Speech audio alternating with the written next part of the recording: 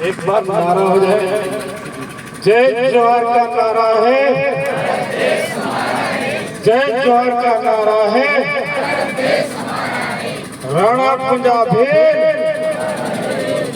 आपको कहना है अमर रहे, अमर रहे। राणा कुंजा भील, अमर रहे, अमर रहे। राणा कुंजा भील, मन मारे जगदीश भाई पांडा, मन मारे जगदीश भाई पांडा।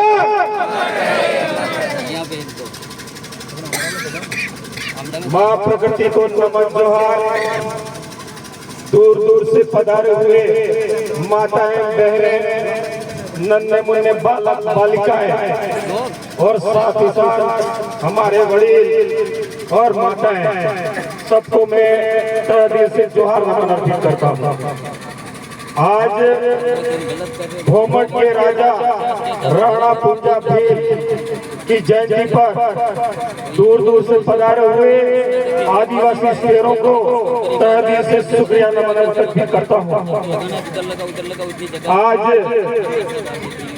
इस भानरवा की धरती से मैं निकला तो मैंने देखा रास्ते में कि हमारे राणा कुंजा भील की जो वेशभूषा है, हाथ में तीर कमान लेके हुए और धोती पहने हुए, माथे पर उनका हस्ताक्षर पगड़ी से सम्मान से उनका एक वेशभूषा है।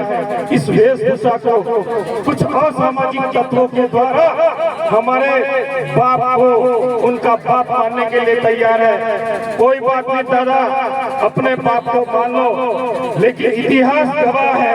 मैं कहना चाहूंगा, अगर तुम्हारे अंदर दम है, तुम्हारे अंदर दम है, अगर राजपूत साबित करने का राणा कुंजा भील को, तो मेवाड़ के राजवंश अभी भी हैं, उनसे जाकर के ये लक्ष्मण सिंह जो मेवाड़ के राजवंश अभी बचे हुए हैं, उनसे आप जाके बोलो।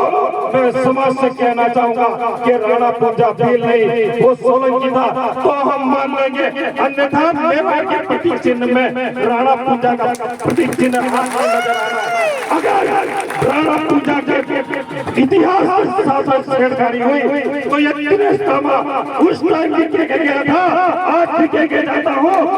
हंसते हंसते राणा कुंजा के इतिहास को दबाने के लिए, उजागर करने के लिए, हंसते हंसते जान देने के लिए तैयार रहेंगे, लेकिन कभी पीछे नहीं हटेंगे। अगर हमारे आदिवासियों का इतिहास तोड़ मरोड़ा तो पूरा दिल जागेगा, उस दिन तुम्हारा नामो निशान खत्म हो जाएगा। मैं कहना चाहूंगा, अगर तुम लोगों ने पीछे से उंगली हमको करी तो हमको आगे उंगली करना भी आता है। और ये तुम्हारे जितने भी चौपड़ियां हैं, इस भोमट क्षेत्र से उखड़ जाएगी। मैं तुम लोगों से चैलेंज करके जाता हूँ। जिस तरह से जगदीश पांडर और फिर प्रदेश के सारे नेताओं का एक सपना था, मैं यहाँ पर जितने भी समाज के आदिवासी समाज कई धर्मों में बंटा है, इसलिए हमें किसी धर्म के बारे में कटाक्ष नहीं करना है, क्योंकि हमारा आदिवासी समाज अनेक धर्मों में बंटा है। हमें भारत का संविधान कहता है कि भारत एक संप्रभु देश है, और आर्टिकल 25-26 में कहा गया है कोई भी व्यक्ति किसी भी धर्म को अपना सकता है, स्वतंत्र है, आजाद है, आपको कोई रोक नहीं सकता है। लेकिन तुम्हारी जो वेशभूषा है, तुम्हारा जो खान पान है, तुम्हारा जो रहन सहन है, वो तो आदिवासी है ना। कोई कहता है धर्म के नाम पर कटाक्ष करता है, इसलिए मैं कहना चाहूंगा कि धर्म के नाम पर आदिवासी से कटाक्ष करना बंद करें, क्योंकि वो किसी भी धर्म में बटा हो, लेकिन है तो आदिवासी, उसका खान पान तो हुआ है, वो कभी चेंज नहीं होगा।